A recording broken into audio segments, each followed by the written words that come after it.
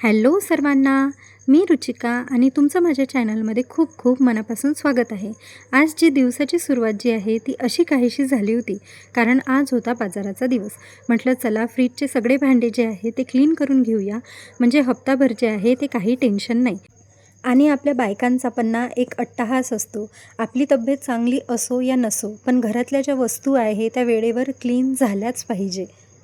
स्वतःची काळजी नाही घेतली तरी चालेल, पण वस्तूंची जी काळजी आहे ती पहिली घेतली पाहिजे। त्या नीट अँड क्लीन झाल्याच पाहिजे।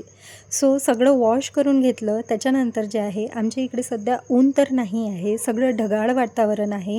म्हटलं चला हे जे भांडे आहे हे असे तर काही सुकणार नाही, सो त्यांना पटापट पुसून घेतलं आणि चादरीवर अंथरून दिलं, जेणेकरून सगळे भांडे जे आहे ते ड्राय होऊन जातील। आणि जर मी तसेच ठेवले तर ते दिवसभर काही सुकणार नाही। घरात आले तर आमच्या आईंनी सगळे जे भाजीपाला आहे तो कंप्लीट धुवून वाळत घालून दिला होता। त्यानंतर मी जो भाजीपाला आहे तो डब्यात भरून घेतला आणि फ्रीजही क्लीन करून घेतला। सर्व नीट अँड क्लीन असलं ना की मनही खूप प्रसन्न होतं। त्यानंतर जे आहे संध्याकाळी आम्ही जवळच महादेवाच्या मंदिरात गेलो होतो।